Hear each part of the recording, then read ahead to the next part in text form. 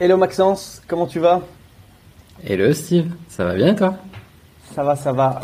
Merci d'avoir accepté mon invitation sur le podcast. J'aurais jamais pensé avoir le roi de LinkedIn sur mon podcast. Le roi de LinkedIn, rien que ça. Bah écoute, Un merci pour des rois, l'invitation surtout. ouais, un des rois de LinkedIn parce qu'il y en a un paquet en ce moment. Non mais écoute, ouais, merci à toi. C'est trop cool, je suis content de t'avoir. Est-ce que tu pourrais te présenter rapidement, s'il te plaît? Ouais, bien sûr. Bah du coup, moi c'est Maxence Van der Zalmen, je suis le fondateur de l'agence Make Sense for Digital. Ça fait un peu plus de 2 ans qu'on existe, on est une douzaine de personnes aujourd'hui, avec on va dire 3 grands métiers. On a la stratégie en marketing digital qui me vient de mon passé d'ex-directeur marketing de Tikamoon. Et ensuite, on va avoir la partie traffic management où on va gérer tout ce qui est ads, le search, le social, le display, toutes ces choses où tu donnes plein d'argent aux Américains. Et tout ce qui est CRM. Et c'est pour ça, je pense que tu veux qu'on papote aujourd'hui avec les différents leviers. On fait aussi bien de l'email que du SMS, du push, du print, pas encore de pigeons voyageurs, mais on y travaille. Et on essaye de mixer tout ça. Et on va en parler tout à l'heure, je pense. Ok, trop bien, j'adore l'intro. Avec toi, j'ai envie qu'on parle forcément acquisition, enfin forcément conversion, c'est-à-dire d'email, mais aussi d'acquisition, parce que c'est ce que tu fais dans ton agence Make Sense for Digital. Tu proposes des services d'acquisition et donc de conversion pour tes clients. Pourquoi, d'après toi, tout business devrait avoir une stratégie d'email marketing en place et pas seulement faire de l'acquisition? Bah, je pense que l'acquisition, alors j'adore l'acquisition parce que mon passé c'est d'être traffic manager, si tu remontes encore plus loin dans le passé. Et donc le CRM c'est arrivé après. Moi je suis un enfant de Google comme on dit. Et, euh, et du coup se dire ok bah pourquoi il faut une stratégie d'email marketing, en fait c'est quand au bout d'un moment tu te rends compte que l'acquisition c'est un peu une fuite en avant. Tu cours toujours après tes futurs clients, tes nouveaux clients. Et donc tu payes. Et si tu capitalises pas dessus, eh ben tu vas payer toute ta vie sans jamais avoir d'autres relais. Donc en ce moment, tout le monde crie un peu sur la hausse des coûts d'acquisition. T'as des concurrences de plus en plus rudes. T'as quand même l'inflation qui a des impacts sur le pouvoir d'achat. Donc l'email marketing, moi j'aime bien le voir comme un rock, quelque chose d'assez solide qui te permet de capitaliser sur la durée et aussi bien sur tes clients que sur tes prospects.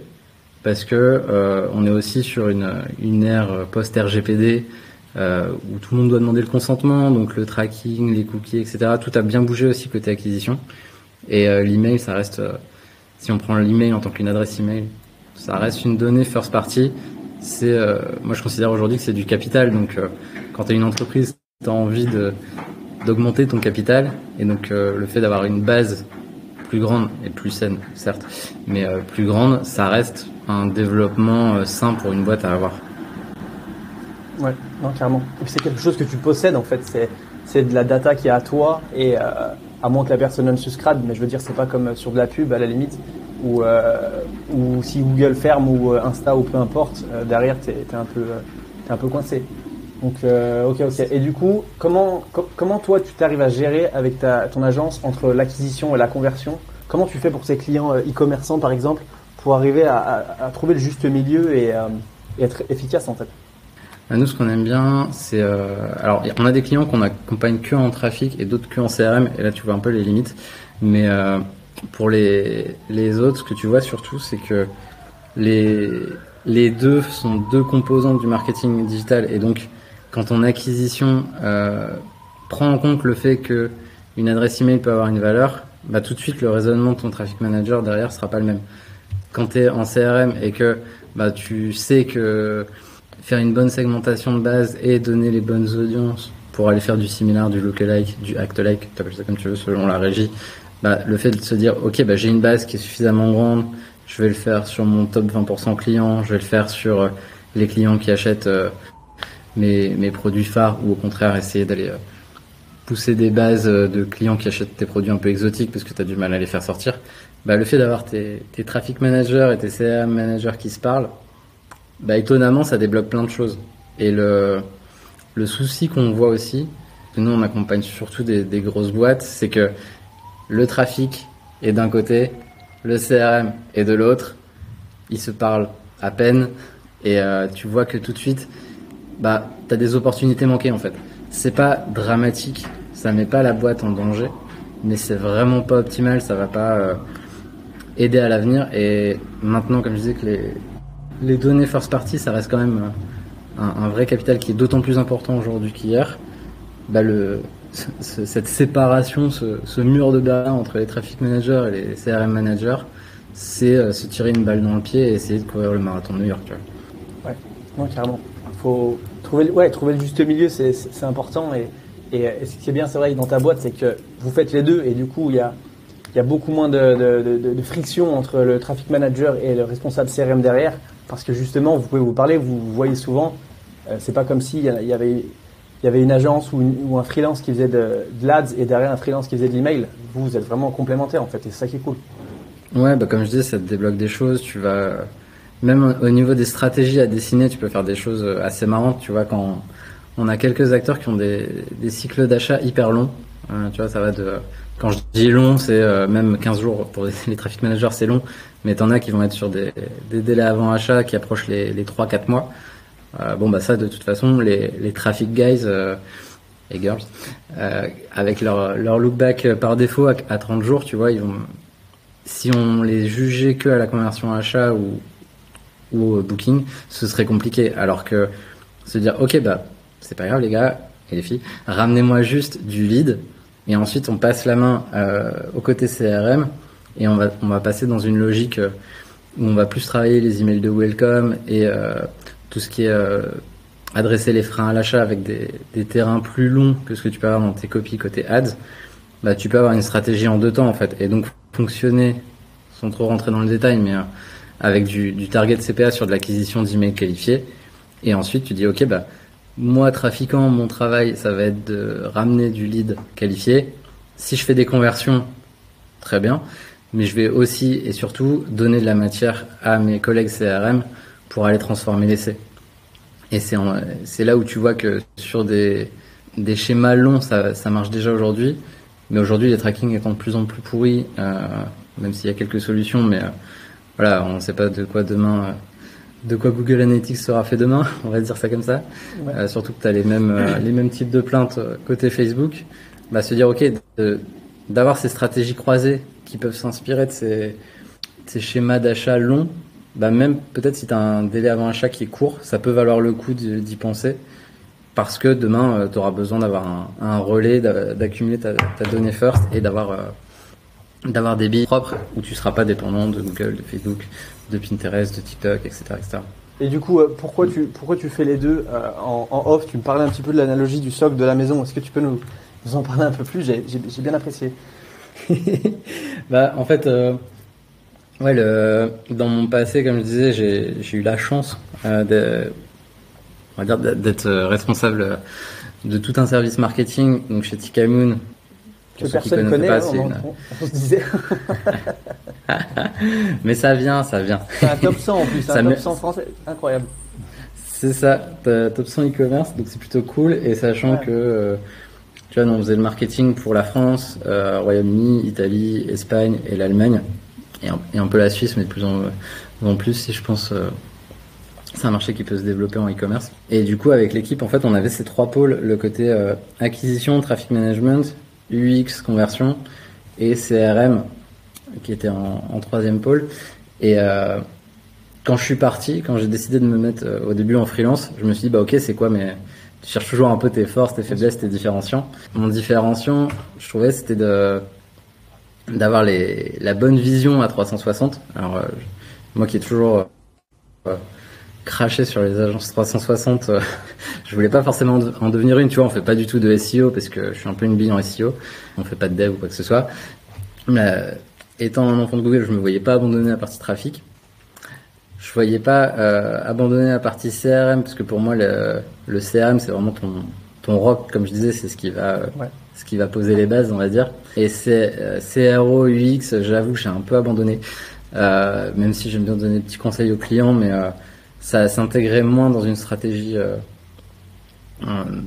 de combo, on va dire. Même si on va reparler de tout ce qui est expérience des landings, etc.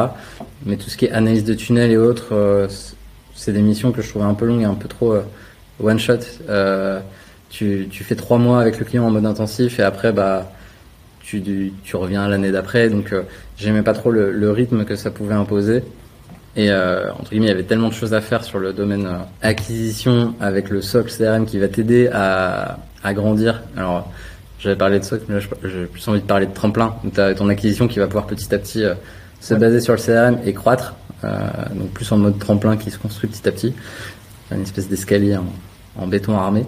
Et ça, t'avais moins ça sur le marché, je trouvais, des personnes qui avaient vraiment compris les bails sur en quoi les deux peuvent être mixés pour scaler, avoir du chiffre. Et c'était ça avant toute cette période de disgrâce des coûts d'acquisition, même si en vrai, quand tu creuses, c'est pas si dramatique que ce qu'on crie sur LinkedIn.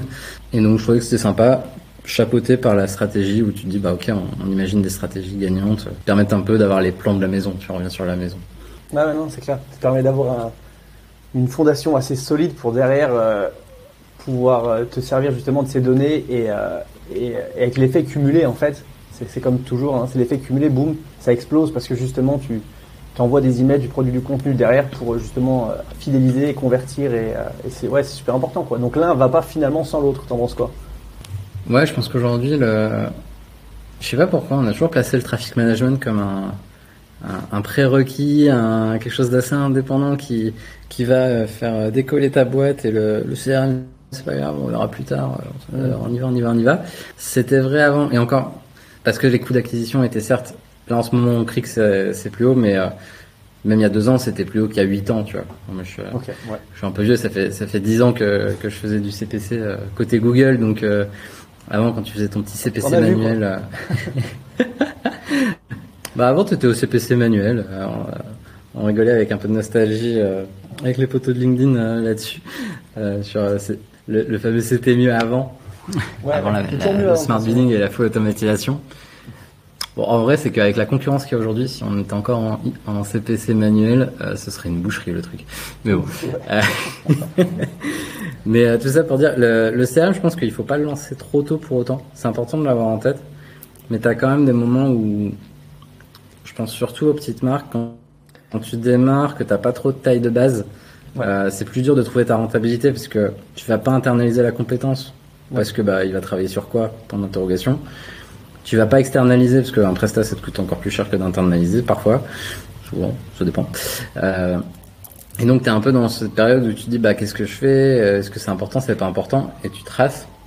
Et je pense que c'est important d'avoir en tête que le CRM, c'est utile dès le début, mais sans forcément se faire accompagner. Donc, dans l'idée de dire savoir que je dois mettre en place les bons formulaires pour capturer du lead, savoir que je dois pas forcément segmenter ma base, mais au moins essayer de différencier les coms prospects et clients. Et tu montes là-dessus, tu fais tes petites sources de données, tu gravites, et au bout d'un moment, tu sais que tu pourras appuyer sur le bouton. Et ça, c'est une vision à avoir dès le début. Et après, j'ai toujours du mal à donner une idée à partir de combien d'emails en base ça vaut le coup c'est ce que j'allais de te se demander poser sur une stratégie. J'allais te dire, d'après toi, à partir de quelle taille d'entreprise, enfin, comment on pourrait dire, de chiffre d'affaires ou à la limite de la base, à partir de combien ça vaut le coup d'envoyer justement mettre en place une stratégie d'email marketing derrière, parce que le mec qui a 50 emails ça sert pas à grand chose quoi. Justement, faut envoyer du trafic pour faire grossir cette base pour ensuite s'en servir finalement. Et qu'est-ce que toi t'en penses? C'est quoi ton recul par rapport à ça? Moi, ce que j'aime bien faire, j'aime pas trop donner des chiffres de base parce qu'en plus c'est ce qu'on va retenir après, tu vois, mais reprendre en compte, se dire ok, c'est quoi la valeur moyenne du panier chez moi? C'est quoi la LTV, enfin la lifetime value classique? Et en fonction de ça, se dire ok, si je suis sur un domaine où j'ai du repeat parce que je sais que je vends du maquillage, c'est inconsommable, les personnes vont revenir tous les 3-6 mois. Ouais, du consommable, pardon. Mais c'est dire ok, là ça vaut le coup de faire au moins le minimum syndical parce que tu sais que tu peux rattraper les gens. Quand tu vends, on va dire, je sais pas, si tu vends du crédit immobilier ou un matelas, carrément, est-ce que ça vaut le coup de courir après les gens? A priori, non. Et après, avec le temps, t'affines, tu vois. Par exemple, le matelas, en vrai, tu peux, parce que souvent les personnes n'ont plus d'un matelas chez eux, donc tu peux essayer de capitaliser dessus. Mais mettons même le crédit immo, tu te dis, ok, est-ce que ça vaut le coup? Oui, non, tu vois. Tu vas essayer de pousser des produits complémentaires après, etc. Mais c'est plus dur de sortir de ta zone d'acquisition. Donc, je dirais que ça dépend de ta verticale, ça dépend de la LTV que tu veux aller chercher. Et si tu as à l'inverse et sans rentrer dans des exemples farfelus, mais si tu as des coûts d'acquisition qui sont assez élevés, côté, par exemple, en maquillage, si tu as un coût d'acquisition qui est hyper élevé, mais que tu sais qu'à partir de la deuxième commande, tu es ultra rentable, bah, tu vas te permettre de mettre de l'énergie et donc de l'argent potentiellement sur la partie email, plutôt pour le post-purchase et feedback, etc.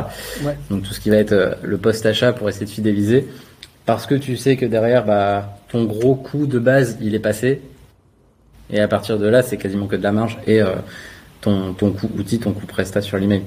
Si tu es sur le cas du crédit IMO, bon bah mets tes efforts à 95% sur le trafic et 5% sur l'email. Si tu es sur le maquillage, fais vraiment du 50-50 assez vite finalement.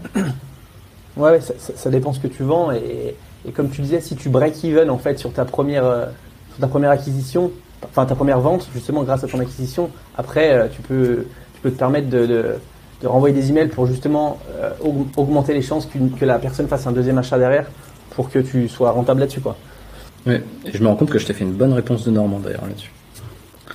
Une quoi? Une bonne réponse de Normand, tu vois, c'est un peu de ci, un peu de ça. Prends ce que tu veux derrière. Tu te débrouilles quoi, il y a pas de. Ah, je connaissais pas, tu vois, réponse de Normand. Ok, pas mal, je vais me l'écrire.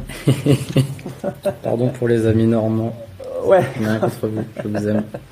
Non, mais ouais, non, c'est intéressant. Mais tu vois, on parlait du matelas. Comme tu dis, les personnes derrière, elles peuvent très bien avoir plusieurs, des enfants ou peu importe. Elles sont potentiellement susceptibles de racheter des matelas. Après, tu peux aussi leur vendre des oreillers, ça dépend ce que tu vends. Encore une fois, comme tu dis, ça dépend. C'est à toi de prendre en fait du recul par rapport à ta stratégie et de dire qu'est-ce qui est intéressant de faire. Et c'est vrai que c'est au cas par cas. Tu peux pas vraiment donner une réponse générique. Je t'ai posé la question. C'était un petit peu pour voir ce que tu allais répondre, pour te pousser dans tes derniers retranchements, mais du coup. C'est quoi pour toi d'après toi les trends pour 2022? Est-ce que tu penses que de plus en plus d'e-commerçants ils ont compris que la rétention c'était aussi important que l'acquisition? Est-ce que tu penses qu'ils vont s'y mettre davantage?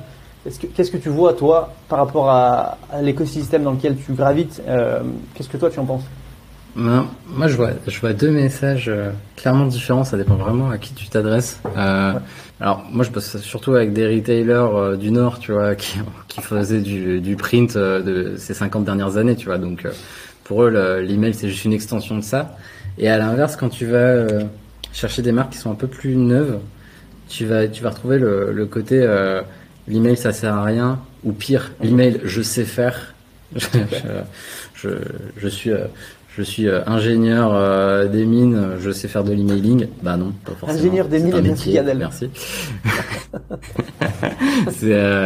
T'as quand même encore ce truc de genre l'emailing n'est pas un métier quoi. Je l'ai quasi entendu mot pour mot ce truc, un peu choquant. Ouais. Mais oui, je sais envoyer des emails depuis mon Gmail, mais est-ce que pour autant tu sais faire de l'emailing en B2B ou B2C? Pas sûr du tout.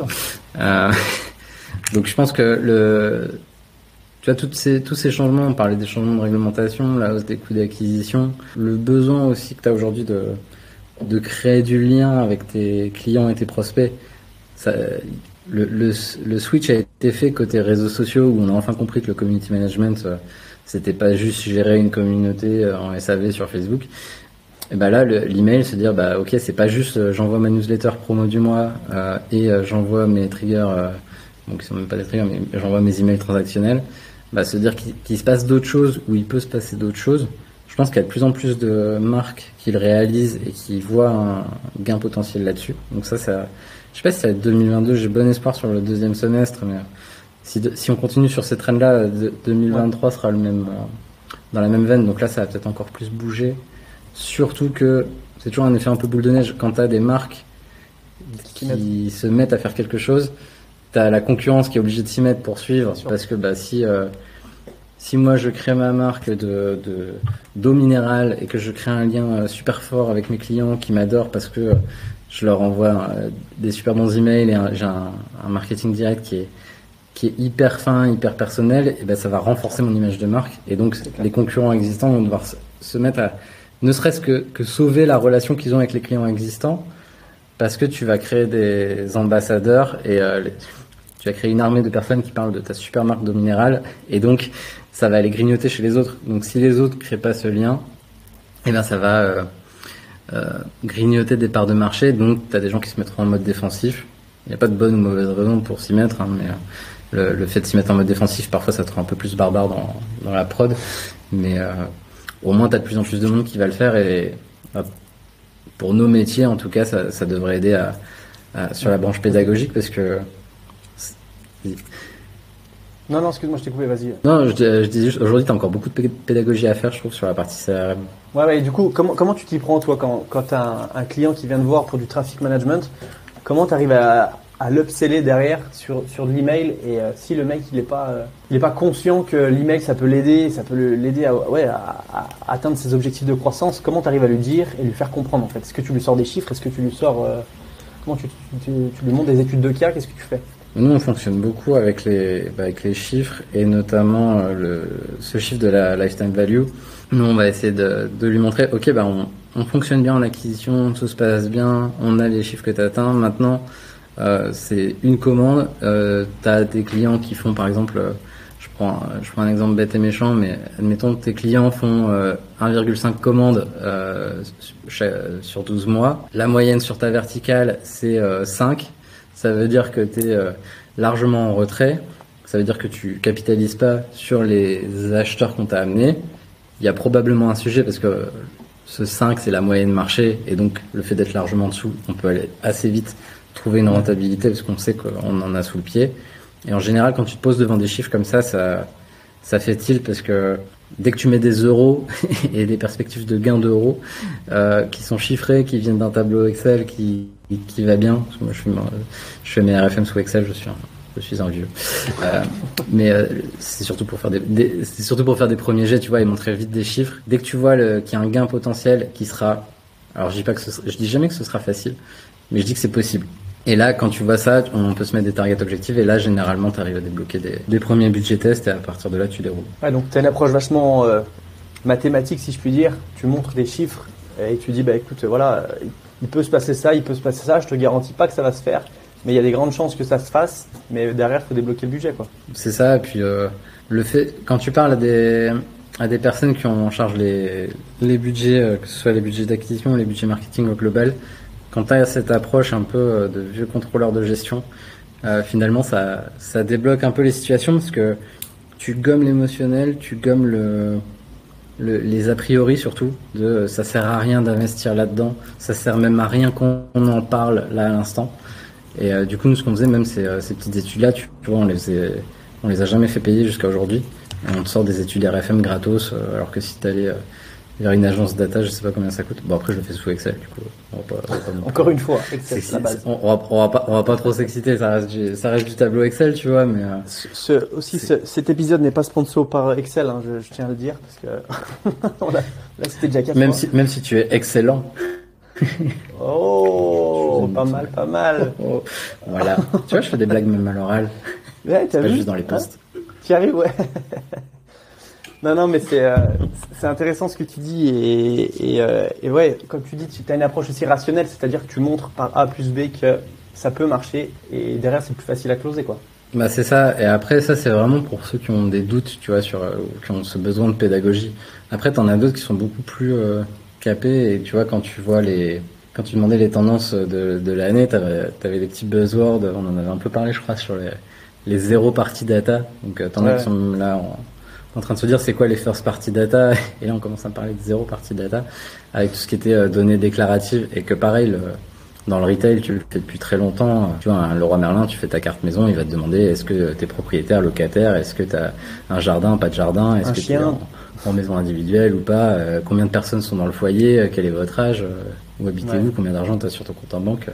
Là, tu vois, t'as plein de données comme ça, c'est vieux comme la guerre, mais là on commence à se dire vas-y c'est mon buzzword. Donc ça c'est une tendance à voir si ce sera vrai ou pas. Je pense que c'est toujours utile d'augmenter ce type d'infos dans tes bases. T'as les outils qui le prennent de plus en plus en compte. Et quand t'as des tailles de base qui permettent de segmenter jusque là, ça peut valoir vraiment le coup pour avoir une communication qui est la plus efficace possible. Tu vois, si t'es dans ton petit studio parisien et que Leroy Merlin t'envoie une com pour dire promotion sur les clôtures de jardin à partir de 1000 mètres carrés. Bon, bah, tu vas être là, tu vas déprimer, tu vas dire, mais qu'est-ce qui m'ennuie? Donc, tu vois, c'est important d'avoir cette donnée-là, alors que c'est pas une donnée que tu irais collecter de base, en fait. Non, c'est vraiment une donnée supplémentaire. Ouais. Non, c'est clair. Super intéressant. Donc ouais, vraiment l'acquisition et la conversion, les deux sont très importants. Chacun de prendre du recul par rapport à ses objectifs et de voir un peu par rapport à son business aussi, si derrière ça peut être intéressant de le faire ou non. Ok. Du coup, on arrive sur la fin. J'ai deux petites questions. Si tu devais donner un conseil à ton toi d'il y a 3 ans, qu'est-ce que tu lui dirais? C'est une excellente question. J'aurais dû la bosser avant.